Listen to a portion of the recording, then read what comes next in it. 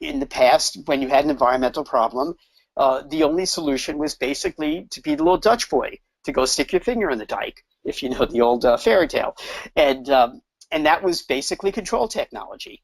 And that basically provides nothing but added cost and complexity for a business.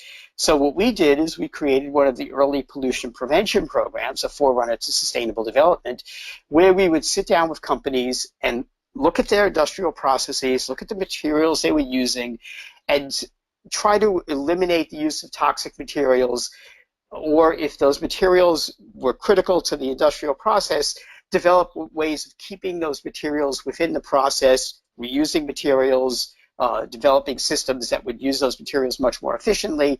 And that was essentially what pollution prevention was. And that evolved into sustainability over the years. And we worked with probably a couple of hundred companies while I was in this position.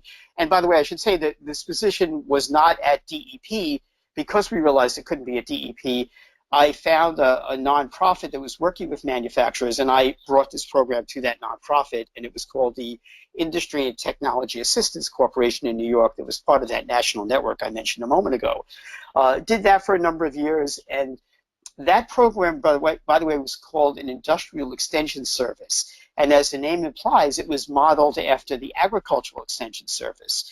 So because I had experience in industrial extension, I was offered an opportunity to work for Cornell University, to come on faculty at Cornell University, and basically run a partnership between Cornell University and USDA, which evolved also into a national program called the National Integrated Water Quality Program, where Congress had mandated that the 162 land-grant universities around the country work closely with US EPA, US Environmental Protection Agency, and the US Department of Agriculture to bring their capacities to bear in a more efficient way to assist local communities, mostly rural communities, and farmers to be more environmentally responsible, focused on the area of water quality.